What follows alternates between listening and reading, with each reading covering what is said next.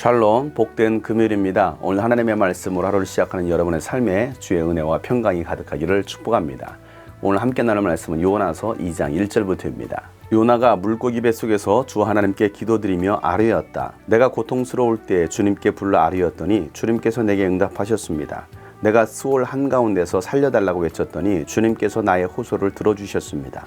주님께서 나를 바다 한가운데 깊음 속으로 던지셨으므로 큰 물결이 나를 에워싸고 주님의 파도와 큰 물결이 내 위에 넘쳤습니다. 내가 주님께 아뢰기를 주님의 눈앞에서 쫓겨났어도 내가 반드시 주님 계신 성전을 다시 바라보겠습니다 하였습니다. 물이 나를 두르기를 영혼까지 하였으며 깊음이 나를 에워쌌고 바다풀이 내 머리를 휘감았습니다. 나는 땅속 맷뿌리까지 내려갔습니다. 땅이 빗장을 질러 나를 영영 가두어 놓으려 했습니다만 주 나의 하나님, 주님께서 그 구덩이 속에서 내 생명을 건져주셨습니다. 내 목숨이 힘없이 꺼져갈 때에 내가 주님을 기억하였더니 나의 기도가 주님께 이르렀으며 주님 계신 성전에까지 이르렀습니다. 헛된 우상을 섬기는 자들은 주님께서 베풀어 주신 은혜를 저버립니다. 그러나 나는 감사의 노래를 부르며 주님께 희생제물을 바치겠습니다. 서원한 것은 무엇이든지 지키겠습니다. 구원은 오직 주님에게서만 옵니다. 주님께서 그 물고기에게 명하시니 물고기가 요나를 뭇에다가 뱉어냈다. 아멘.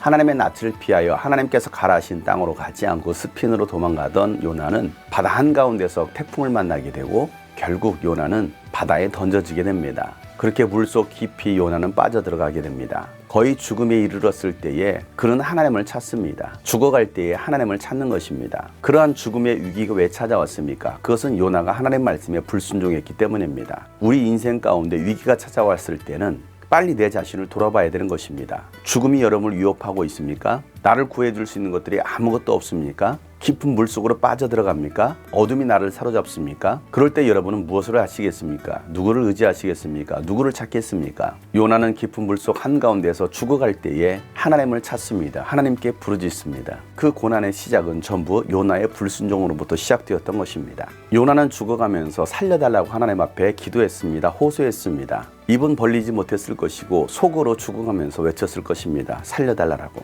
하나님은 그 소리를 들으시고 큰 물고기를 준비하셨다가 요나를 삼키게 하십니다. 그리고 요나는 그 큰 물고기 뱃속에서 3일을 보내게 됩니다. 그 뱃속에서 지금 요나가 하나님께 기도하는 것입니다. 그런데 이 기도는 그의 불순종에 대한 참회 기도가 아니었습니다. 회개 기도가 아니었습니다.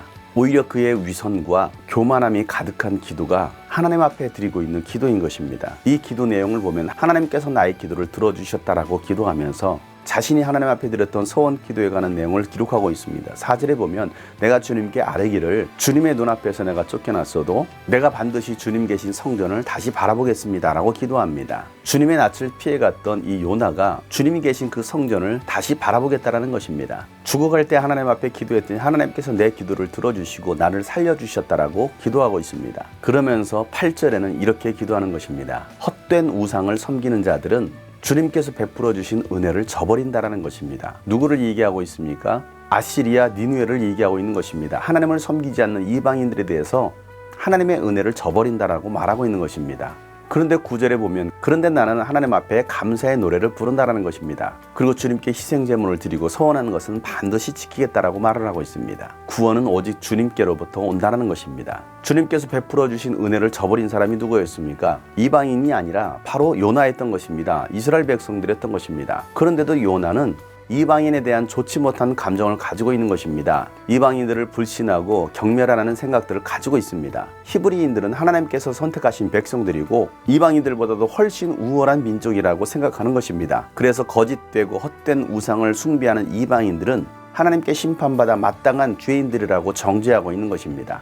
그리고 자신은 하나님께 속한 자라고 하나님께 감사 기도한다는 것입니다. 이 얼마나 잘못된 기도입니까? 하나님은 이방인을 구원하시려고 회개의 기회를 주신 분이셨습니다. 그런데 그 하나님의 뜻을 저버린 사람이 누구였습니까? 요나였습니다. 용서하지 못한 사람이 누구였습니까? 요나였습니다. 하나님은 악한 니느웨 사람이라 할지라도 용서하시려고 했습니다. 그런데 요나는 용서하지 못했던 것입니다. 예수님은 모든 사람들을 용서해 주셨습니다. 죽으시면서까지도 자신을 죽이고 있는 사람들마저도 용서하셨습니다. 예수님은 제자들에게 내가 너희를 사랑한 것처럼 이웃을 사랑하고 용서하라고 말씀하셨습니다. 그런데 우리는 어떻습니까? 하나님을 하나님을 알지 못하는 사람들, 때로는 교회를 떠나는 사람들을 정죄하고 판단하고 심판하고 있지 않습니까? 나에게 조금만 상처를 주고 해를 입힌 사람을 용서하지 못하고 미워하고 있지는 않습니까? 요나는 결코 니느웨 사람들을 용서할 수가 없었던 것입니다. 그들은 마땅히 심판받아야 될 사람이라고 생각했고, 하나님은 자신을 사랑해서 용서해 주셔서 구원받아 하나님께 감사한다라고 기도하고 있는 것입니다. 과연 그 감사의 기도를 하나님께서 받으시겠습니까? 오직 구원은 하나님께만 속해 있다라고 기도하고 있습니다. 그러나 이 모든 것들은 자신의 무책임에 대해서는 생각하지 않고 자신은 거룩하고 자신은 용서받은 사람이라고 생각하는 이중적인 요나의 모습을 보여주고 있는 것입니다. 마치 바리새인들처럼 자신들은 의롭고 죄인들은 다 가기에 하나님께 심판받아야 될 사람이라고 생각하는 것과 같은 것입니다. 그래서 요나는 이스라엘을 대표하고 있는 선지자인 것입니다. 요나를 움직이게 하는 원동력이 무엇입니까? 그것은 자신의 생각입니다. 교만함입니다. 용서하지 못하는 자기 믿음으로 가득한 사람인 것입니다. 자신은 용서받아도 이방인은 용서할 수 없다라고 생각하는 하나님의 생각과는 전혀 다른 요나의 교만함이 묻어있는 기도인 것입니다. 사랑하는 여러분, 저와 여러분은 어떤 마음을 가지고 계십니까? 예수님께서 용서하신 것처럼 용서의 마음을 가지고 계십니까? 죄인들이라 할지라도, 이방인이라 할지라도 사랑으로 구원하려는 그 마음이 여러분 가운데 있으십니까? 예수님은 저와 여러분을 세상을 향하여 외치라고 부르셨습니다. 요나와 같은 이중적인 모습이 아니라 내 생각들을 다 버리고 오직 하나님 뜻에 순종하며 예수님처럼 살아갈 수 있는 저와 여러분 되시기를 주 이름으로 축복합니다. 요나가 바다에서 환난을 당한 것은 바로 요나의 교만함 때문이었던 것을 깨닫고 우리의 모든 교만함을 내려놓고 하나님 말씀에 순종하며 살아갈 수 있는 복된 하루가 되기를 예수 이름으로 축복합니다. 샬롬.